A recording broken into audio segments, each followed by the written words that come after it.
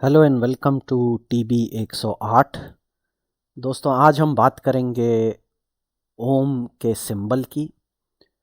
ओम का जो सिंबल है वो हिंदुज़म में बहुत ही स्ट्रांगली उसको देखा जाता है, एसोसिएट किया जाता है। एक बहुत ही फेमस मंत्र है ओम भूर्भुवः स्वः तत्सवितुर्वरेण्यम, जिसको गायत्री मंत्र कहते हैं। और इंडिया में पूरा का पूरा एक गायत्री समाज बना हुआ है इसी मंत्र के अराउंड, जिसमें लाखों लोग जिससे जुड़े हुए हैं। अब ओम से रिलेटेड आपको बहुत सारी ऐसी भी इंफॉर्मेशन मिलती होगी कि ये यूनिवर्स का साउंड है, ये पहला साउंड है जो यूनिवर्स में आया था। कई लोग ओम का जाप करके अपने दुख मिटा लेते हैं, कईयों ने अपने कैंसर ट्रीटमेंट कर लिए हैं। और इस टाइप का बहुत सारा मिस इन्फॉर्मेशन सुनते रहेंगे अबाउट द वर्ड ओम। आज हम जानने की कोशिश करेंगे कि क्या ओम, एक तो सबसे पहले क्या ये वाकई इतना पुराना है, और दूसरा कि इसका हमको हिंदुइज़्म में पुराना एविडेंस मिलता है या फिर ये भी बुद्धिज़्म से लिया गया है और उसके बाद फिर इसको हिंदुइज़्म में अलग अलग स्टोरीज़ के साथ और अलग अलग भगवानों के साथ एसोसिएट करते हैं। तो अगर हिंदुइज़्म की बात करें, अगर मैं इस गायत्री मंत्र की ही बात करूं, तो इसको ऋग्वेद में सबसे पुराना लोग इस्टेब्लिश करते हैं। और ये लेफ्ट हैंड साइड में मैंने जो ऋग्वेद का श्लोक का कॉपी शेयर किया है, ये ओरिजिनल ऋग्वेद में लिखा हुआ है। मैंने पहले की वीडियोस में कवर किया है कि जो ओल्डेस्ट हमारे पास ऋग्वेद की कॉपी है वो 1464 की लिखी हुई है, जो भारतीय गवर्नमेंट ने यूनेस्को को सबमिट की है। उससे पुरानी हमारे पास नहीं है, ना पेपर पे ना किसी पत्थर पे। तो ये ओरिजिनल कॉपी की में लिखा हुआ श्लोक है और ये स्टार्ट होता है तत्सवितुर्वरेण्यम से, आप यहाँ देख सकते हैं। ठीक है, और ये ऋग्वेद का मंत्र है। तो इसमें ओम टोटली मिसिंग है। उसके बाद ऋग्वेद के बाद बाकी के वेद आते हैं। तो यजुर्वेद उसमें से एक वेद है जिसमें अगेन ये गायत्री मंत्र रिपीट होता है। अब इसमें भूर्भुवः स्वः तो आगे ऐड हो गया है, लेकिन अगेन ओम मिसिंग है। तो फिर हिंदुइज्म में ओम आता कब है अगर वेदों में ये प्रेजेंट नहीं है? तो गाइज ये आता है फिर आपके उपनिषदों में। अब उपनिषद काफ़ी बाद में लिखे गए हैं, लेकिन जो इनका सबसे पुराना उपनिषद है उसे चंडोग्य उपनिषद कहते हैं। यहाँ पे मैंने वो मंत्र शेयर किया है जिसके बिगिनिंग में आप ओम देख सकते हैं। अगेन ये 14 टू 15 सेंचुरी में क्लेम किया जाता है, लेकिन उपनिषद की ऐसी पुरानी कॉपी हमें नहीं मिली है। ये लास्ट 200 टू 300 ईयर्स में ही बनाई गई है। अब कंपैरेटिवली हम देखते हैं कि बुद्धिज़्म में हमें ओम वर्ड कब मिलता है। तो ये एक बहुत ही फेमस श्लोक है, ओम मणि पद्मे हम। और ये करीब 6 टू 7 सेंचुरी में एक करंड व्यू नाम के मैन्यूस्क्रिप्ट में हमें सबसे पुराना एविडेंस मिलता है इसका।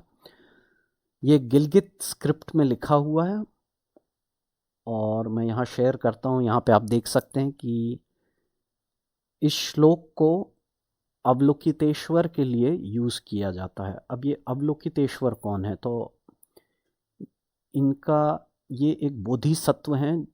तो बुद्धिज़्म में 3 कैटेगरीज रहती हैं। सबसे ऊपर हमेशा बुद्ध आते हैं, बुद्ध भगवान, तथागत बुद्ध, गौतम बुद्ध।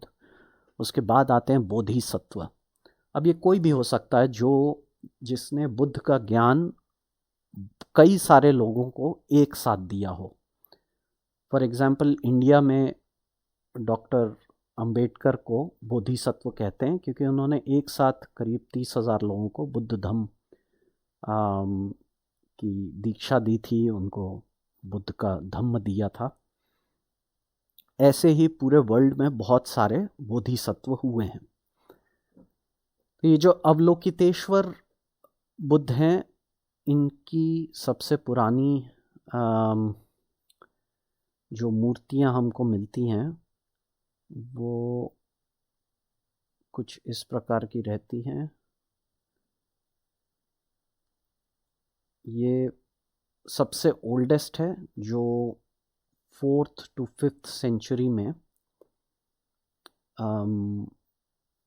अवलोकितेश्वर की मूर्तियां बनती थीं। ये ऐसी दिखती थी और आगे चल के इनके सर के ऊपर आप देख सकते हैं कि बुद्ध की प्रतिमा साफ नज़र आ रही है। धीरे धीरे ये इवॉल्व होती हैं और अवलोकितेश्वर इस टाइप के हो जाते हैं। अब इसमें भी अगेन इनके हाथ में एक कमल का फूल रहता है और खूब सारे आभूषण इन्होंने पहने हुए हैं। सर पे अभी भी बुद्ध बने हुए हैं और इनकी ऐसी मूर्तियां भी रहती हैं जिसमें उनके मल्टीपल हाथ बने होते हैं। तो ऐसी मूर्तियां हमें भारत में बहुत जगह देखने के लिए मिलती हैं। ये हैं अवलोकितेश्वर बोधिसत्व। अब एक इंटरेस्टिंग पॉइंट इसमें मैं आपके साथ शेयर करूंगा कि जो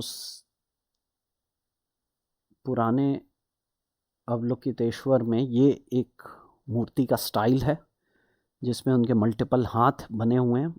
अगेन ये बोधिसत्व अवलोकितेश्वर हैं। ये इनके पीछे लिखा हुआ हमें इंस्क्रिप्शन भी मिलता है जिसमें ओम मनी पद्मे हम मंत्र लिखा हुआ है और ये खमेर एंड संस्कृत मिक्स में लिखा हुआ है। खमेर कंबोडिया में चलती है और क्योंकि हम कंबोडिया की बात कर रहे हैं तो मैं आपको बता दूं कि ये जो अंकोर वॉट जिससे विष्णु विष्णु कह के लोग कहते हैं कि ये सबसे पुराना हिंदू टेम्पल है, आप क्लियरली देख सकते हैं कि ये अवलोकितेश्वर की मूर्ति है जो यहाँ मैंने आपके साथ अंकोर वॉट के विष्णु की मूर्ति शेयर की है। एग्जैक्टली उन्हीं के जैसी दिखती है वो प्रतिमा। और in fact Cambodia is Buddhist country, तो इसका हिंदुइज़्म से कोई लेन देन नहीं है जैसा हम समझते हैं। ये प्योरली बुद्धिस्ट फिलॉसफी की बातें हैं। हम एक और पॉइंट यहाँ देखते हैं। ये ओम लिखा हुआ जो आप देख रहे हैं देवनागरी में सबसे टॉप लेफ्ट में, ये हम यूजुअली इंडिया में देखते हैं। उसे इंग्लिश में लिखा हुआ है। उसके बाद फिर अगर हम बाकी के एशिया की कंट्रीज़ में देखें जहाँ पे पुराना लिखा हुआ हमें ओम मिलता है, तो ये ancient Java which is Indonesia, वहाँ की स्क्रिप्ट में ऐसा ओम लिखते हैं। ये कंबोडिया का ओम है। ये चाइना, फिर Laos, again Indonesia, Thailand, Burma, Bali, Korea, China, Japan, Mongolia, इन सारे देशों में ओम हमें अलग अलग स्क्रिप्ट में उनकी लिखा हुआ मिलता है।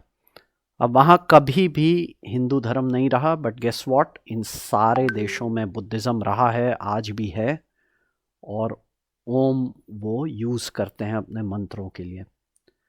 सो in conclusion, oldest Om is found in Buddhism and not in Hinduism.